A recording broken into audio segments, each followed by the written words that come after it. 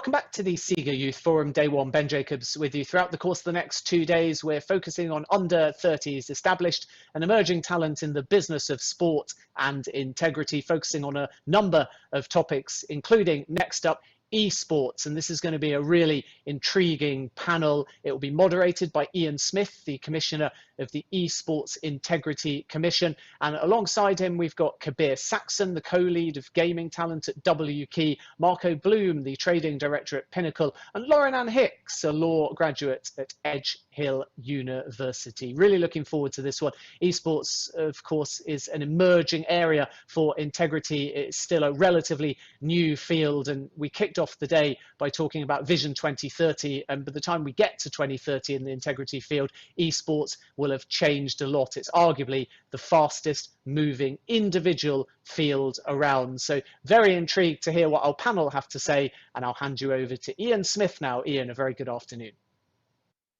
Thanks very much, and good afternoon, everyone. We've got a fantastic panel for you today, and I'm going to allow them to introduce themselves. Firstly, I'll tell you who I am, to save you looking it up on the Hoover app. I'm the Commissioner of the Esports Integrity Commission. I'm a lawyer by training, but I've worked in sport, traditional sports, for over 20 years, primarily in cricket. But I've been in esports since 2015, when I was originally, as a lawyer with a background in match fixing and integrity issues like doping, I was asked to do an integrity threat assessment of the esports industry by a major media company. And following that threat assessment, asked to set up the body which I now head as Commissioner, the Esports Integrity Commission, to look at bringing together elements of the esports industry, which you'll hear today is pretty fragmented, to combat the integrity threats that I identified back in 2015. So that's my background. As I say, primarily traditional sport, but very much centrally embedded in esports for the last 5 years. Very much to my enjoyment, actually. It's an unusual career turn, but one I'm very grateful for and one I still enjoy. So I'm going to ask each of the panelists to introduce themselves, what they do, but most importantly, how they came to be interested in esports and what their interest in it currently is. And I'm going to start with Kabir Saxena from WKey. And Kabir, sorry, I keep calling you Saxon. That would be terrible. Kabir, let us know what you do and what your interest in esports is. Great. Thank you, Ian. So my name is Kabir, as Ian mentioned, and I'm one of the co-leaders for gaming talent at WKey. And part of my job is to essentially scout, sign, and manage some of the top and upcoming gaming content creators and streamers on YouTube. So in India, gaming content is primarily consumed on YouTube, unlike Twitch. And so essentially my role is to kind of recruit them, to manage them, and to help facilitate their collaborations and sponsorships and partnerships with various brands. So we've been working for it for just under a year now, and we've kind of worked with 20 plus brands already. And my interest in esports kind of began when, so I'd always been a gamer all my life, but I was a basketball player, and I got an injury when I went to university, and I was stuck for 6 months, pretty much tied to the bed, and that's when I really started gaming, because gaming became that competitive outlet for me. And that's when I discovered the competitive esports side of gaming. I started with Fortnite and Call of Duty, and essentially my professional background is more in traditional sports. And then now I've transitioned over to a career in esports where we're managing about over 30 content creators whose monthly viewership is upwards of 50 million per month. And we're working with different brands to kind of bring about new content IPs, new intellectual properties, etc. Fantastic. Thanks very much.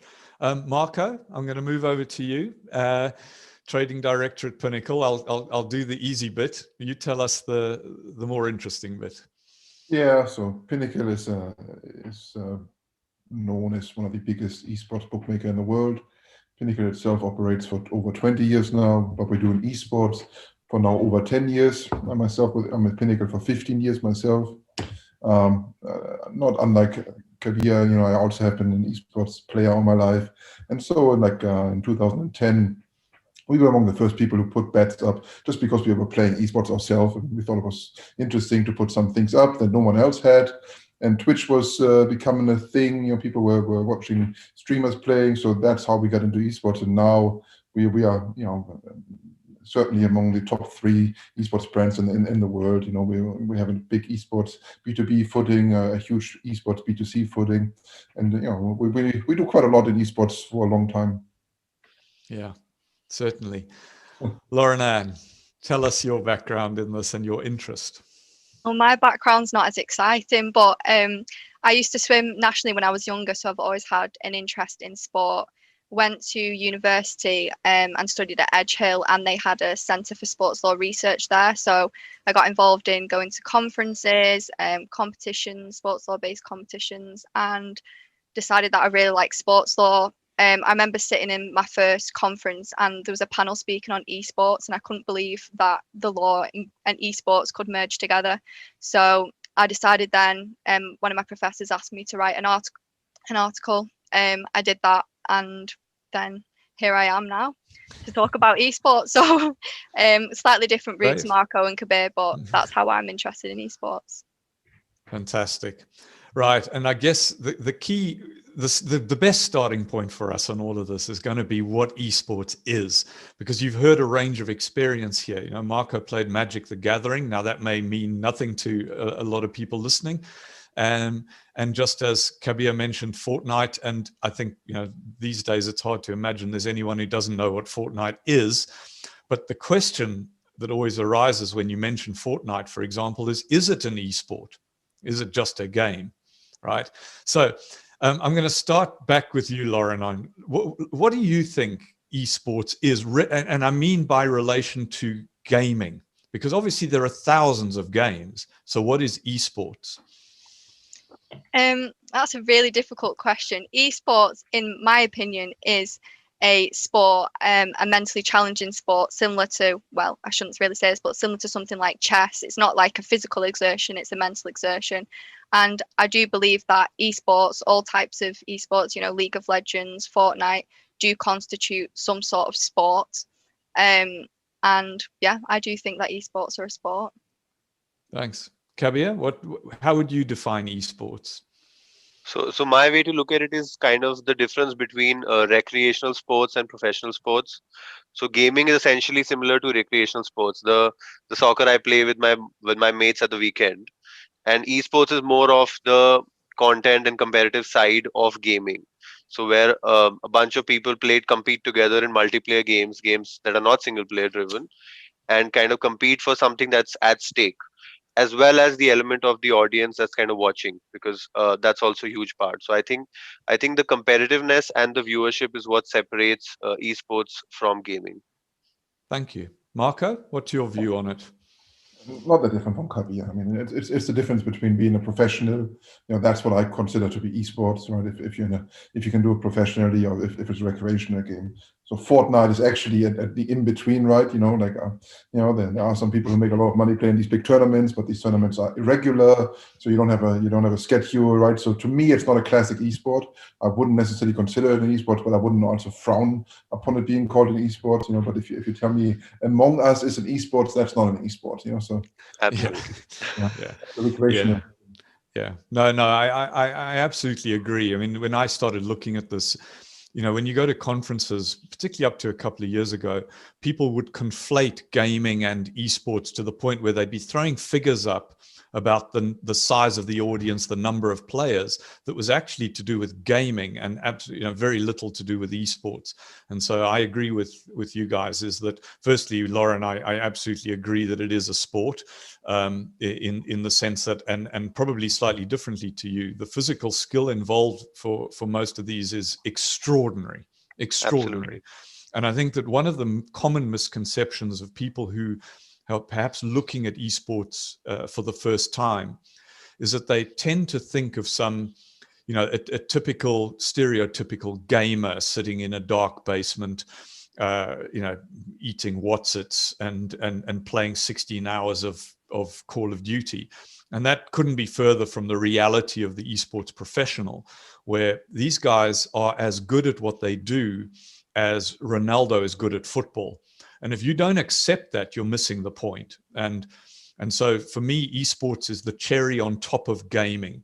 You know, you've got 100 million people playing League of Legends on a regular basis, but you've probably only got 400 to 500 that play it at the highest professional level. And that's the esports level as opposed to the gaming level for us. And I think that that's quite important. So I want to delve a little deeper into that before we look at the integrity issues, just so people understand why it's different to traditional sports. So putting aside how the game is played, Marco, if we'll start with you on this, is what is the difference between traditional sport and esports? So on the one hand, there's a lot of difference. On the other hand, from a betting point of view, they are not that different fundamentally. You know, but let's look at the difference. So the difference is that esports happen on a much higher frequency, which is a big thing for an audience. Esports are being played, you know, almost every single day. And so that means you don't have to wait until you can see your team once a week when you talk about soccer. You know, that's one of the big things. Now a few other things. Esports rules are not set in stone, you know, so the soccer rules or the tennis rules basically haven't changed in 30, 40, 50 years, you know, they're almost set in stone. Esports is always evolving because it's a computer program, so the rules can change. That's the big difference. The other thing is, you know, from an audience point of view, esports is in some way you don't feel that you have a physical barrier to reach this level of professionalism, right? Because if you see like a Messi or whatever, you might think, oh, he's gifted or whatever, I can't run as fast as him, it's humanly impossible for me to do it, and so I give up. In esports, obviously you understand, well, you know, these guys are using keyboard and mouse and I'm using a keyboard and mouse, so maybe I can get there, you know, maybe if I can play. Those are a few of the big differences in my mind. Yeah, great. And Kabir, what do you think? I think the biggest difference is that in esports, a sport is essentially owned by the game developer, and I think that's the biggest difference, is that they in a way hold the exclusive rights to hold certain events. They hold the IP, so they can change the rules if and when they see fit. They can add new things. They can add new characters, like we see in League of Legends or Dota or Valorant. They add new characters. They can tweak certain things if they, you know, if there is certain issue, what we call like nerfing or buffing. And so I think the biggest difference is that there is a party which has an exclusive right or ownership of the sport, and they kind of dictate where it goes and how far it goes. Now when it comes to like a talent perspective, and I've given this a fair amount of thought, and based on my experience, the perception is that there isn't really something called gaming talent or someone having inbred skills which give them an advantage over an average gamer. But the more I've kind of gotten into it, the more I've realized that certain players do have some sort of talent, like what Dave's talking about, like Messi. So I think that's a similarity, but the difference again is it's about ownership, and it's about the fact that it can be played anywhere, or you don't really need a physical space. You don't need, you can connect, you can play with people across the world at the same time. You don't have to have a bunch of friends to go and play with on the weekend. You can play anytime, anywhere, and with anyone. Yeah, thanks. And Lauren Ann, how does it feel different to you? Because you've obviously got a background in competitive traditional sport. What strikes you as the big difference?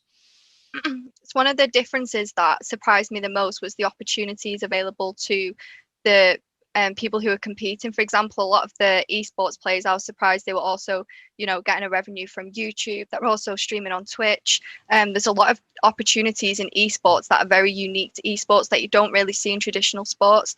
And all of the online services like YouTube, Twitch, and your competitive gaming, we've seen it a lot where they kind of intertwine and they're providing a lot of opportunities. So that football player, for example, playing traditional sports is a football player, whereas your esports gamer is also a YouTuber and developing content online. So that's the most unique thing that I found. Oh, that's really interesting. And you know, from a regulatory point of view, and the area we're about to come on to for the webinar is the point that Kabir made, which is about the ownership and the ability to change the game. Because one of the key features of almost every traditional sport that you can think of is that you and I can go out and play it, and nobody can do anything about that. You know, we can kick a ball to each other in the park and call it football, and FIFA can't turn up and take the ball away. In esports, of course, they can. Right? Riot can come along and take away your right to play League of Legends if you breach their terms. And exactly as you say, Kabir, one of the biggest things, and which haunts my world and every professional player's world, is this ability to change the game, to change the map, to change the balance, to change the characters, to introduce new characters. If you're a professional, the analogy would be that if you were a rugby player and you're about to walk into the Rugby World Cup event, and World Rugby said, right, guys, we're going to play this with a round ball for this event. What? I've been practicing for 3 years with an oval ball.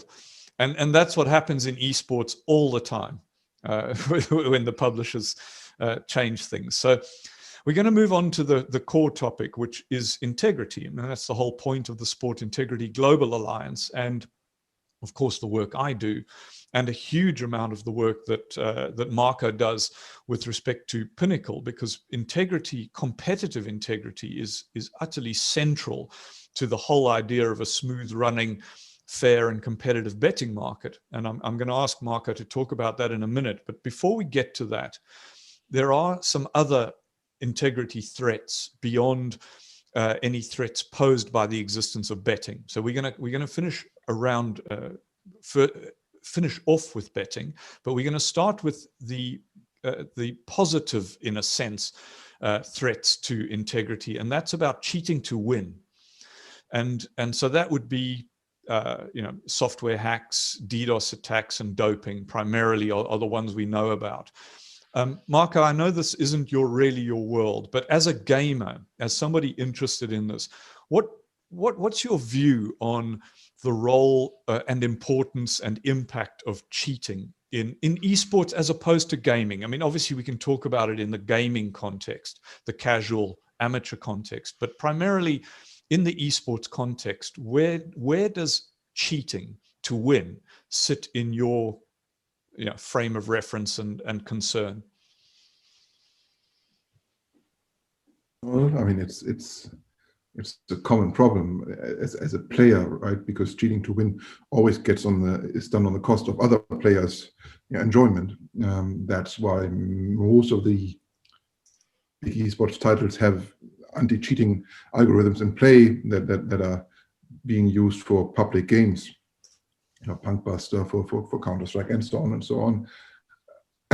I think it's just as an esports player, I think you just understand it's part of what esports is in some ways, sadly, right? I mean, it's gotten a lot better, but when I used to play professional, semi-professional esports in the late 1996 or something like this, cheating to win was so common. It was actually ubiquitous. So that's why we went to LAN parties back in the days, to actually verify that other people had a clean PC, because you couldn't trust anything that was done online. Yeah. We came a long way from there. So as a professional level, it's obviously has nothing to do with that, right? It's not a profession. It's nothing that plagues the professional scene, in general. I mean, obviously there have been famous exceptions. Usually that's not happening so much there. And Kabir, have you come across this as a phenomenon, or do you have it as do you have an opinion about it? Yes, I do actually. So I mean, India has a very unique story with an infamous, I'd say, story with cheating, is that Optic India actually decided to set up shop in India. This was about 2 years ago, and they did a massive nationwide talent hunt, and they formed a roster from that. And unfortunately, one of the players who was selected was caught cheating in a LAN event, right? And so my perspective on this is that it can really hamper the growth of esports in a country, at least where in India, where it's not there yet. So for example, if like the Houston Astros, which accused of cheating in MLB, or we've had cheating scandals in the NFL, but the sports are so well established that a cheating scandal can't necessarily affect the growth of the sport. But especially in India where esports is still growing, something like this can really turn off, foreign investment, can turn off some sort of government regulation. So I think cheating is extremely something that needs to be taken very seriously. And what happened with the optic situation really definitely set the esports scene back in India at least by a couple of years. So I think it's something that needs to be taken very seriously, and but I also think that the biggest onus actually lies on the game developer, to have necessary anti-cheat installed within the game. Like just last week, there was a big Call of Duty Warzone tournament where there was a cheating accusation, and obviously that led to certain controversy as well. But that's, I think, a result of a failure on the basis of the developer for not having strong enough anti-cheat. Mm. So I think that's my opinion on it. Thanks. Lauren, what do you have you, is this something you've come across? I mean, I know you've played casually in Fortnite. Fortnite's quite a hard game to cheat in, but it's not unknown. Do you have a view from any other sort of gaming experience, or even from a regulatory point of view? You've got your LLB, you're interested in sports regulation.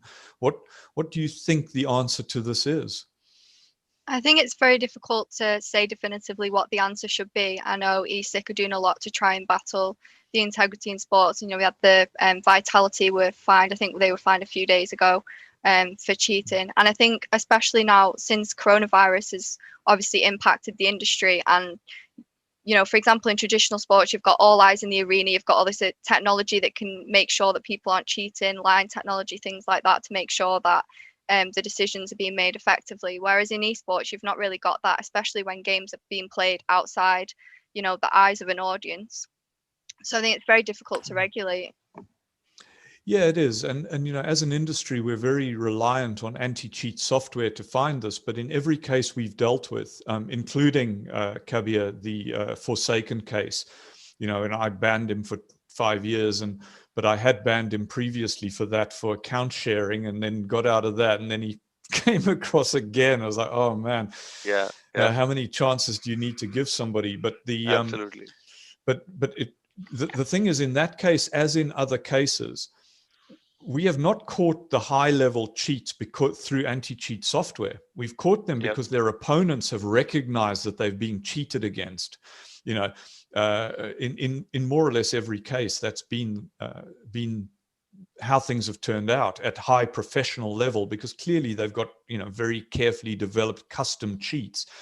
Where people are downloading free cheats or paying a small amount of money for cheats on the internet, then clearly the anti-cheat's much more likely to catch them. It's kind of idiotic, and we know that happens to thousands of players every month under the Valve anti-cheat and other systems that exist in other games, because young men in particular want an advantage and perhaps don't have the values or morals to fight against that, and then moan when they get banned, because that's the general publisher response to cheating, is you get banned.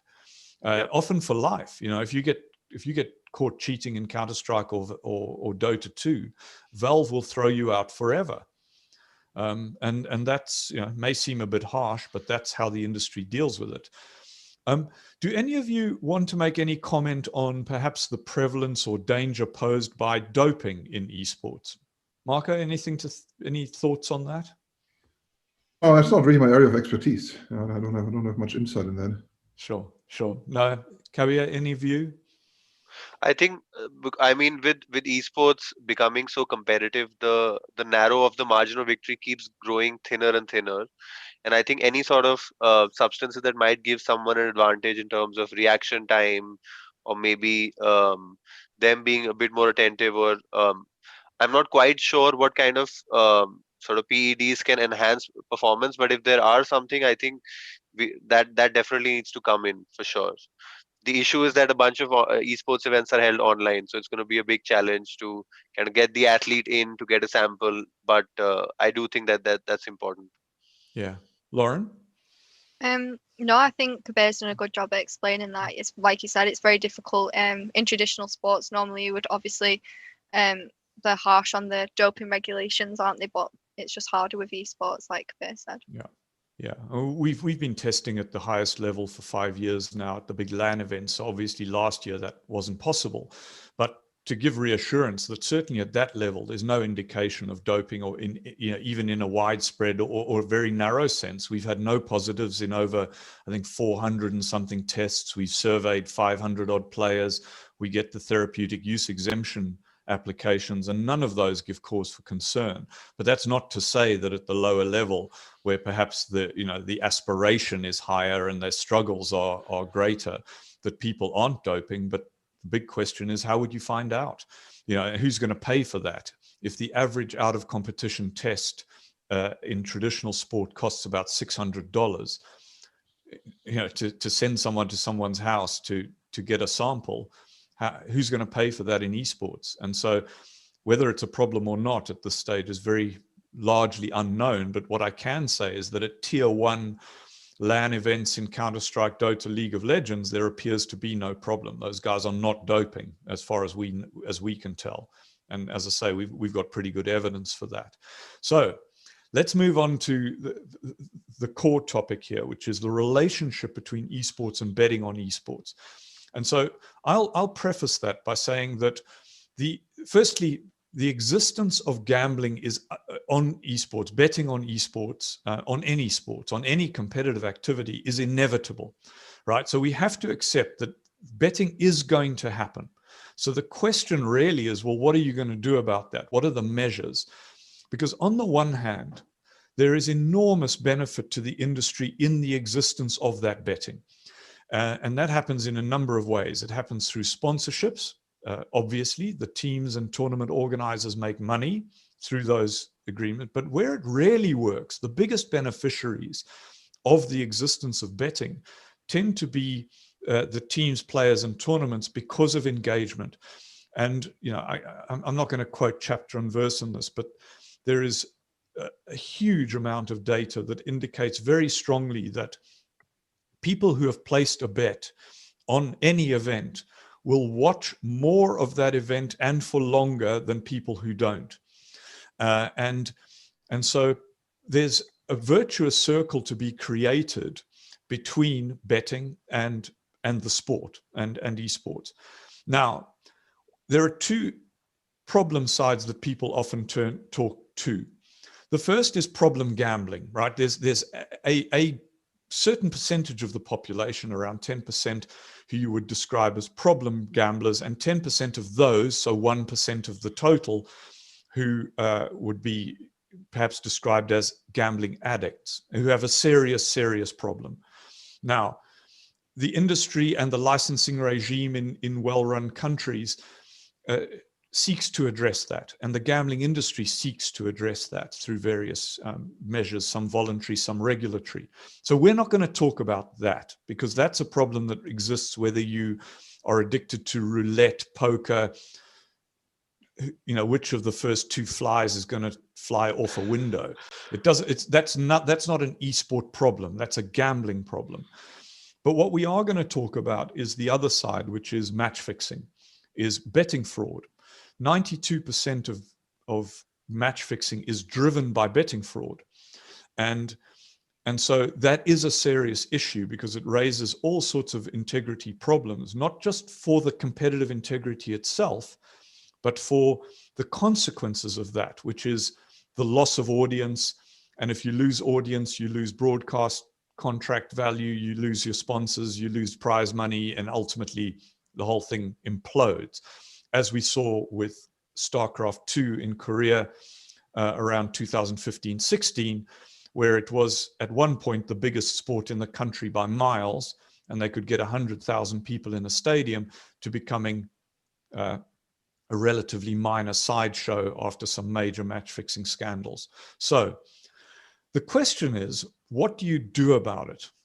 What do you do about this? And I'm going to start with Marco, because he's the expert in this, and at a well-regulated, well-run bookmaker that has really shown the way in, I called him in my introduction internally to you guys as I hate to say grandfather, let's say the father of esports betting to a very, very large extent. Marco, you've had to deal with this from day one, really. What's your view on how you address this in esports? Let me talk quickly about the motivation of why bookmakers want to address this, first of all, because there is this underlying assumption often that the bookmakers are part of the evil, right? Our business is to provide entertainment to betting customers. When you bet on something that's fixed, your entertainment value goes to zero or into the negative realm, and the consequence is you will not bet any further, which is bad for us. So while I have a personal interest in esports as a whole, I'm not trying to claim altruistic motives here. I have financial motives. I want esports to be clean, and that's why I'm doing everything to fight against match fixing. So how do you combat match fixing as an operator? First of all, you have to do a lot of work because it's not simple. They don't call you and ask for a bribe, right? We are just seeing betting patterns and money exchanging hand, and so we have to run algorithms and have people who pay attention to things, and then write long reports and send them out. So that's part one. Actually, we try to work very closely with. I'm working with Ian before the foundation was actually founded, or the commission, and we're also working with everybody else in the world because we are trying to make sure that everybody has good information about what we see in esports and can help, and we can help the bigger picture, right? We can do our part in it. Part two is when we see matches that are highly suspicious, we will eventually void the wagers, which means we return all money to the customers. That's not unproblematic in some sense, because some customers, right, who are not associated to this fixing, right, they might feel like, well, we're playing judge, jury, and executioner, which we are, quite frankly, and they find it unfair. We obviously try to be as cautious as possible by doing this. That is a very effective way to combat match fixing, because it takes the incentive off the table. Because moving money around in today's world with KYC and AML is very, very hard anyway. So if you want to do match fixing, you have to pay somebody something, and then you generate the profits from the bookmakers, which is us. So, but if we basically cut you off and basically just void your wagers on these matches because of the suspicious betting, you don't make money. But I'm sure you had to pay somebody, so you have a cost and no income. So hopefully in the long run, this will make you worried about match fixing, right? Is it actually worth for me to invest my money into this illegal activities? So that's a little bit about the picture that we do. Hopefully then that shows a little bit of the inside. Lauren, from a regulatory point of view, you talked about governing bodies and that sort of thing. You obviously have some awareness of what we do as an organization. But what do you think the regulatory solution might be? Or do you have other ideas around how to address this problem? Is this something you've given much thought to? I know we spoke about this briefly before. I think it's very difficult to come up with any sort of regulatory idea for esports. I mean, you can dabble with quite a few ideas, but at the end of the day, I don't know, maybe it would be beneficial to have obviously ESIC deal with making sure that there's integrity in esports, but if there was a division of ESIC that maybe specifically dealt with betting, or if there were specific organizations set up that specifically dealt with those issues in esports, that might be quite beneficial. But in terms of regulation, esports is a very niche area. It's quite difficult to regulate. It's just all about preserving esports as it is now to ensure its sustainability as well. Yes, yeah. I mean, that is the give and take between regulation and commercial imperatives is pretty heavy in esports, particularly given, as we spoke about earlier, the enormous control that the publishers of the game exercise over the industry, and the fact that they don't want regulation or control outside of whatever they decide to do as owners of the IP. Kabir, is this something you've come across? I mean, obviously you're familiar with the Nickel Kamawat case, the Forsaken, which was a cheating to win. But have you come across cheating to lose or match manipulation before? And do you have a view on it? Yeah, so in India, actually, PUBG Mobile, before it was banned, was actually the biggest esport. And I was made aware of multiple instances where people were money was exchanged in order to throw games.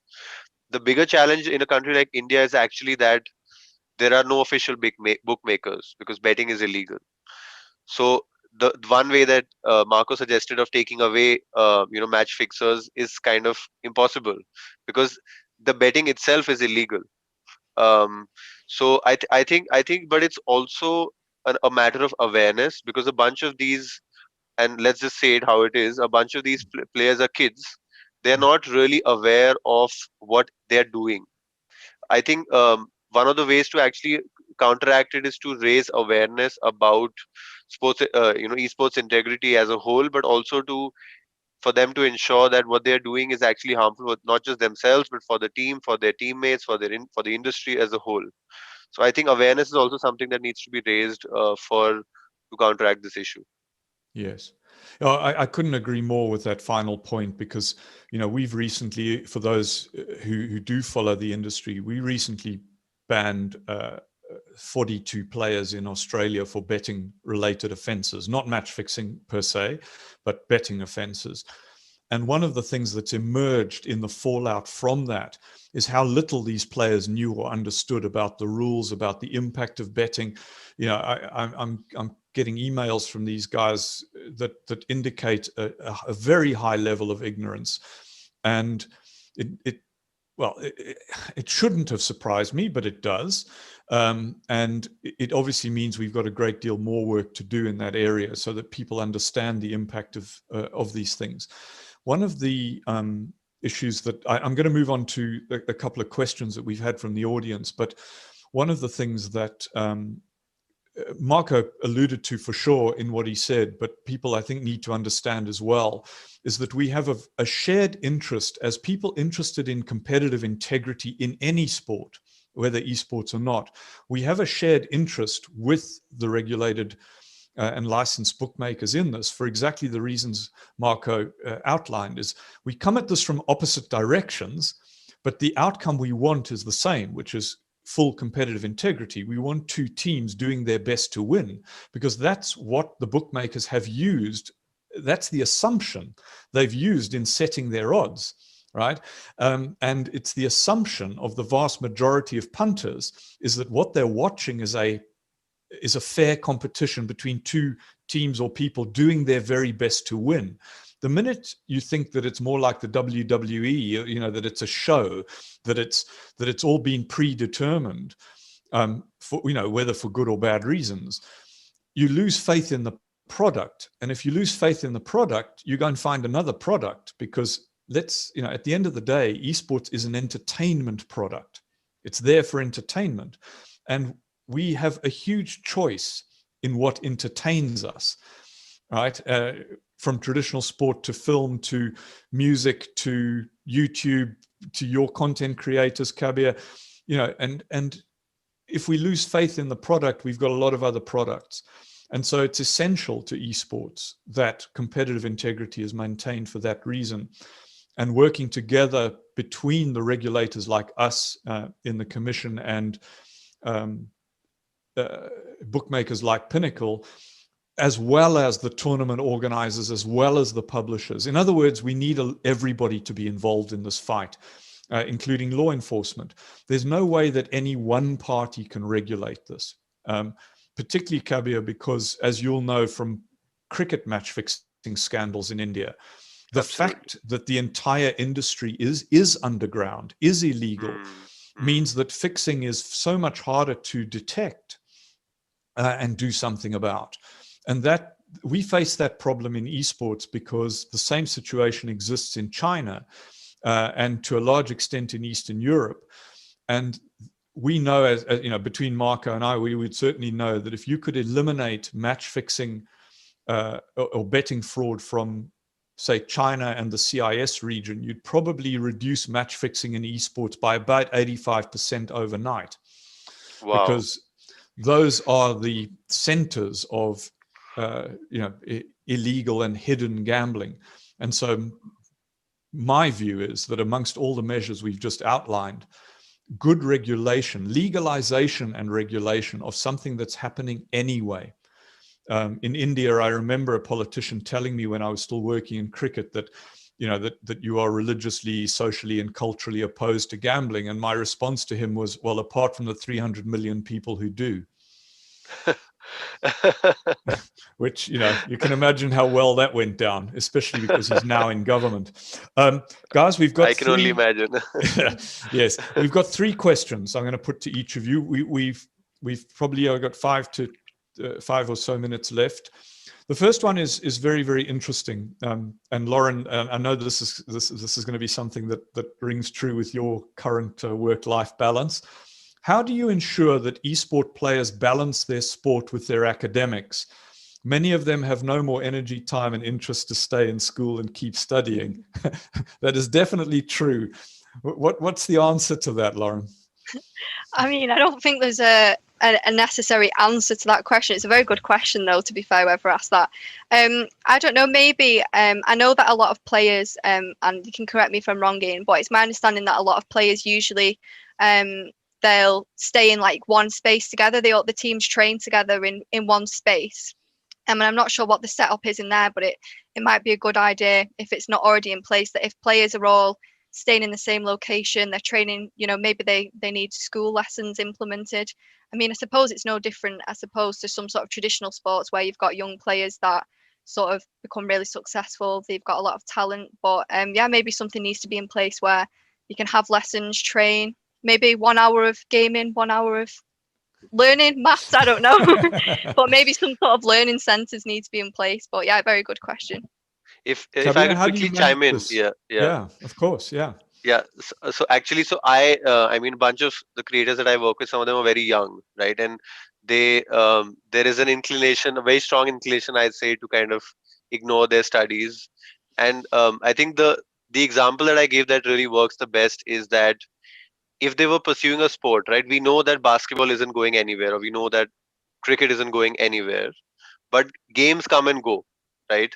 And just because someone is an exceptionally talented player at, say, Valorant, doesn't necessarily mean they maybe 10 years later Valorant doesn't exist or isn't as relevant, or the prize pools aren't there. So how else are they going to sustain the livelihood? So what I always tell, young people who that to stay in school, because you don't know that even you might be the best player in the game at whatever you do, but that game might not exist 5 to 8 years from now, or it might not be what you know. So you got to look after that as well. Yeah. Yeah, no, it's a good point. And as I say, most guys at the top end are beyond school. If you've put in your 10,000 hours to be at the top end of Counter-Strike, you're definitely not at school. Absolutely. But you could be at university. And I think it's the guys below that level who have to balance, exactly as you say, Kabir, that desire to be the best player alongside the reality of life, which is that you are likely to need a second career, and you better put some time into getting ready for that. I'll move on that one. So this is interesting, again, opinion, and I'm going to start with you, Marco. How could the Olympic Committee and the Olympic movement deal with and benefit from the growth in esports? And can this new sport discipline play an important role in increasing the popularity of the game, of the games, I think that means, particularly for the young population? What relationship between the Olympics and esports? What do you reckon?